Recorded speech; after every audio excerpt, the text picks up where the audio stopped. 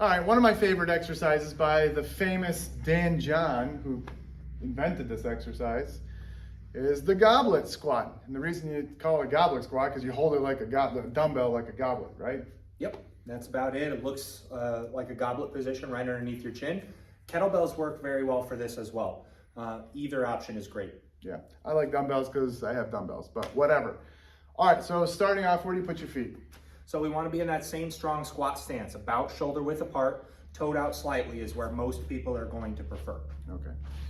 And then what are you thinking? You're holding it right here. You put your feet shoulder width, toes out a little bit. Then what? What's your first cue? Well, I like to have the dumbbell very close, right underneath my chin with my elbows nice and tucked, because we're much stronger when the weight is close to our center of mass. If I'm holding the dumbbell way out here, I'm nowhere near as strong, and now it's becoming a big challenge for my shoulders.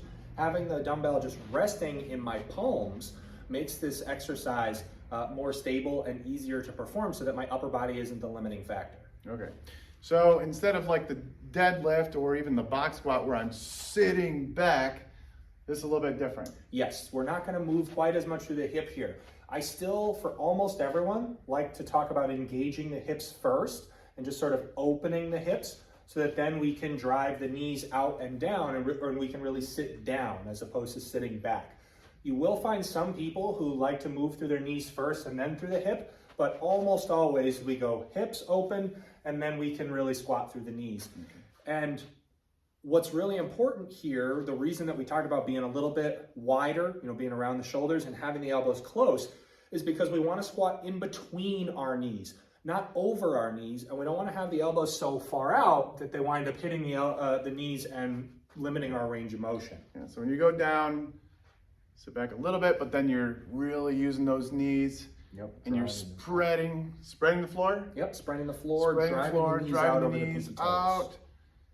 And then if you got good enough, some people won't have as good of range of motion in the beginning, that's okay, but try to get down as far as you can, right, get your elbows right in between here. Yep. You can almost and then once you get down here, you could actually almost feel like if you can sit, but you still want to keep the tense in your butt too. You don't want to like completely just relax and bend your lower back. If you can see here, right. You see, once I get here, I could just, they call it a butt wink, but I wouldn't recommend that. No, that's not really a position we want to get into when we're performing goblet squats. If you just, bend down in that position to pick something off the ground that's, a sock or something, that's fine. But that's not real. We don't want to lose that tension. We want to stay strong and stay braced through our torso and through our hips. All right, any other cues here? It's pretty straightforward.